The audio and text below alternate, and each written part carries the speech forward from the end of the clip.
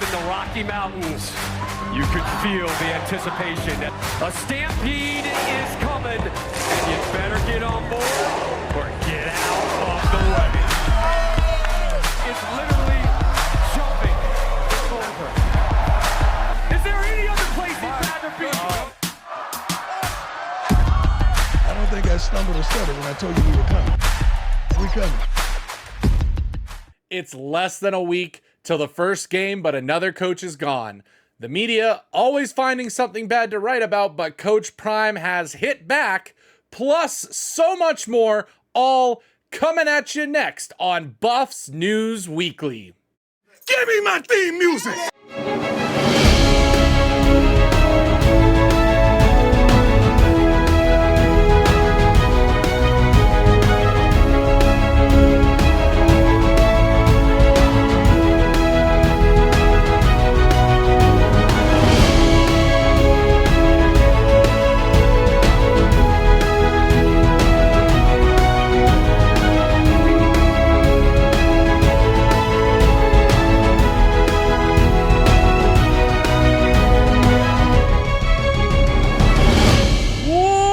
Buffs Nation, and welcome to Buffs News Weekly, your only source for weekly Colorado football news. I'm your host, Russ Dornish. Make sure to like, comment, and subscribe as we chase 2,000 subscribers this season.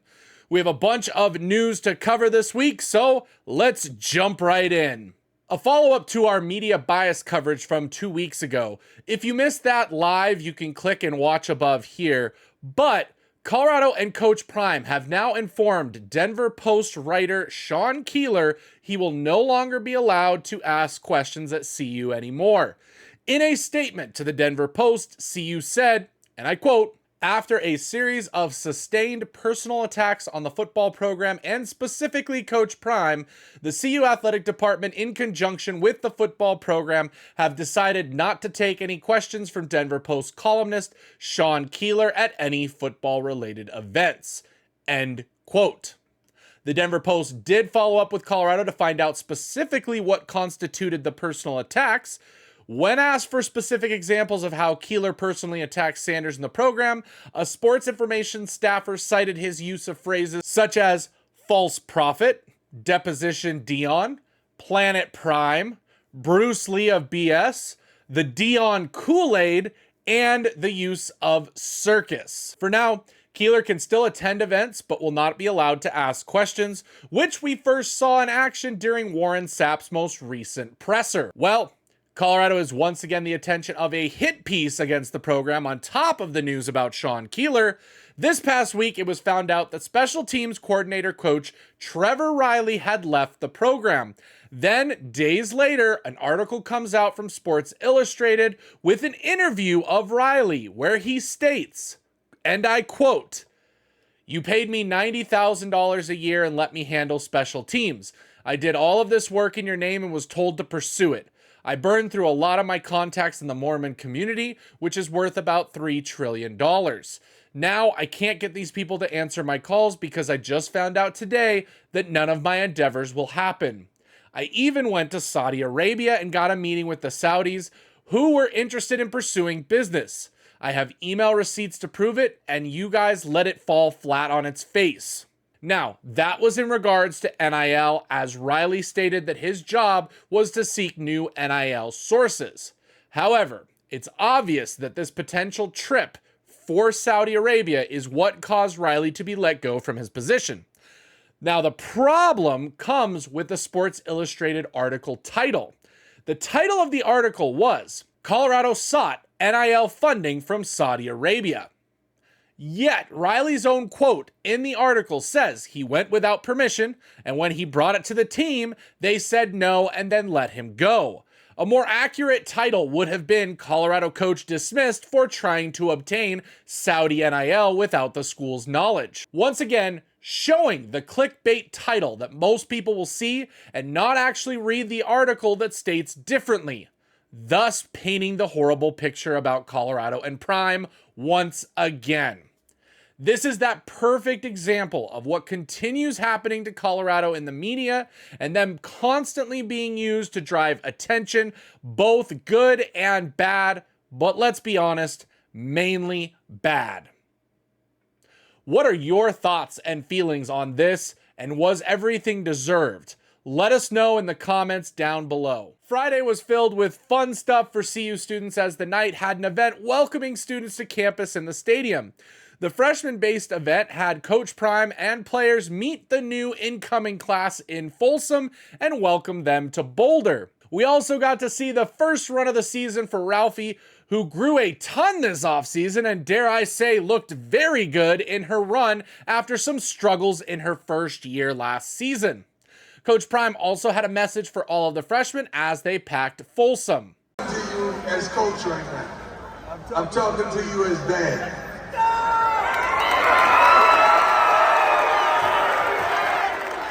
I want you to not forget what your parents taught you. These people that are special to you, taught you. Don't get on this campus and lose your mind. Stay focused on the goal. Stay focused on the dream. Stay focused on the promise. You guys are world changers. You're going to do some wonderful things with your lives. I can't wait to do straight A's, all B's, whatever that is. No trouble. No trouble. No trouble. Yes, sir. No, sir. Yes, ma'am. No, ma'am. But when you come to the stadium next Thursday, I want you to act a fool.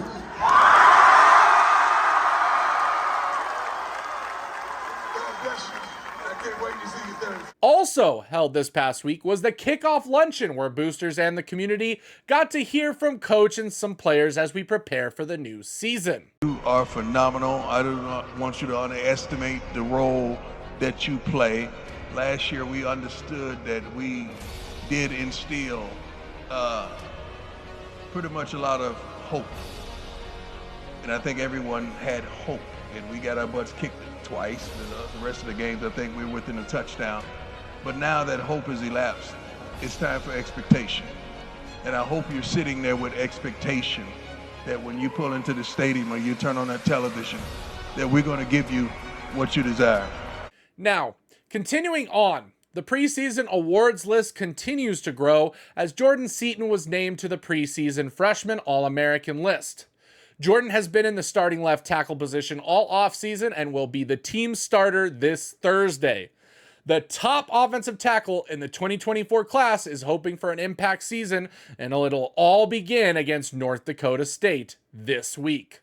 In other stadium news, Colorado announced some vendor changes for Folsom Field for the upcoming season. A massive point of emphasis, which again you will probably not hear in the news, for this season was vendors who are minority owned, as Prime and Company look to highlight the diverse community and foods that are found in Boulder and the surrounding areas. Lots of great new options will be available for Buffs fans this season, and we can't wait to get out to Folsom and try them all. In other Folsom news, information about Buffs tickets from a bookies.com analysis of the average ticket price shows that Colorado has the most expensive ticket in college football, averaging around $172.83 a ticket. While other teams listed included Tennessee, the next most expensive with $156.43, and then in the Big 12, the second most expensive team was Oklahoma State at only $98.33. This is more proof of the Prime effect in full force, as demand to see this team continues to be at an all-time high, with Colorado being at the center of the college football universe, both on television with their first couple of games being nationally televised, as well as these ticket prices showing that the demand to see the Buffs in person is extremely popular. Now, for some fun visitor information, Colorado saw a few big-time visitors to the program this week, with Hall of Famer Ed Reed coming to visit the team. And he spoke to them while also taking in a practice. Highlights of his speech included Ed Reed saying these things to the team. Good day, good morning, good morning. Good morning. How y'all doing? Good. Football is war. Y'all Army. You know that, right? Do you really know that? It's war. Violent. Physical. You could die.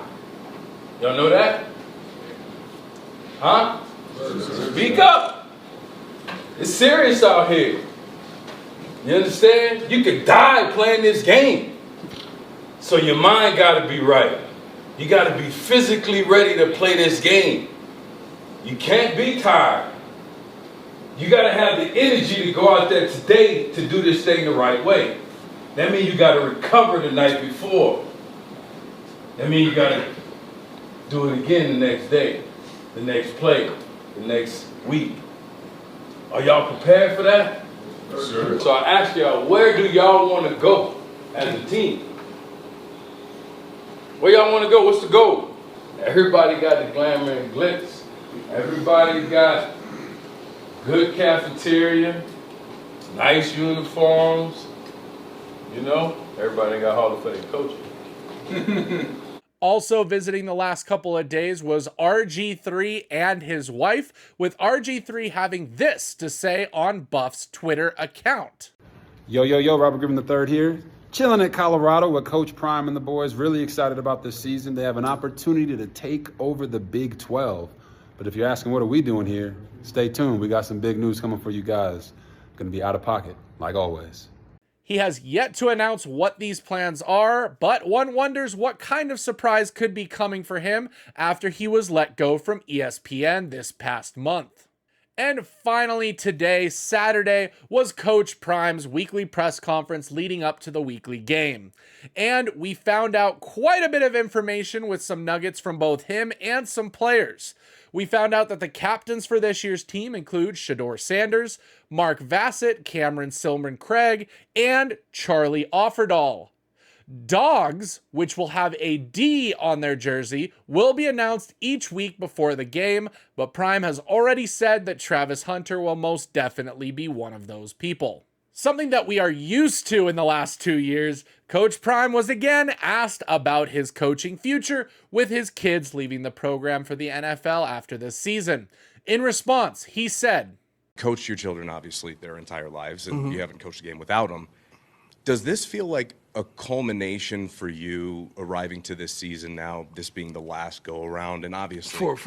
For with my sons? Or just in your life? No, really. It's not the last go-around for me. I'm just getting started in this college football thing. Does it feel like the closing of a chapter? Is I guess with my kids, yeah, certainly. I don't think it's the closing. It's just different levels to this thing. Although I'm 100% sure that I'm not going to be their coach next year, I'm still going to have influence on their lives because I'm their father.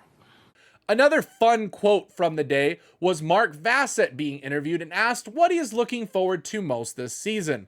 As only a leader could respond, Mark had this to say, and I quote, "I'm looking forward to winning a lot of games. I know this group will. We all have a common goal, and that's to win and win now. And I believe we're going to do it." And to end out this week's bit of news, we have a fun little story to highlight, and that was the announcement from Coach Prime and Blenders, the sunglasses company that he partners with. During the announcements, Blenders announced that superfan Peggy was getting the very first fan NIL deal with Blenders. Blenders announced the release of a Peggy sleeve for their sunglasses priced at $6, with $1 from every pair going straight to Peggy herself. Coach Prime has embraced Peggy since arriving, and it's just another way he has found to give back to Colorado's biggest fan. Next stop, #PlayoffPeggy. It's game week, and I have an exciting announcement for all of you out there. Starting this Wednesday, the night before the NDSU game, and every Wednesday going forward into the season, catch the Buff Blitz with Dave and Russ at 7 p.m. Mountain Time. David Talks Buff will join myself, and we will be covering the games for the week, chatting about how the previous weekend's game went, and looking forward to the following week's Buffs game with previews and analysis.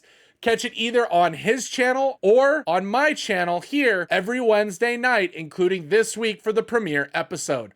I can't wait to see all you fans there Wednesday night. And that's all for this week's news. Again, make sure you're subscribed as we're trying to get to that 2,000 sub level for this season. For Buffs News Weekly, I'm Russ Dornish. Sco Buffs! Give me my theme music!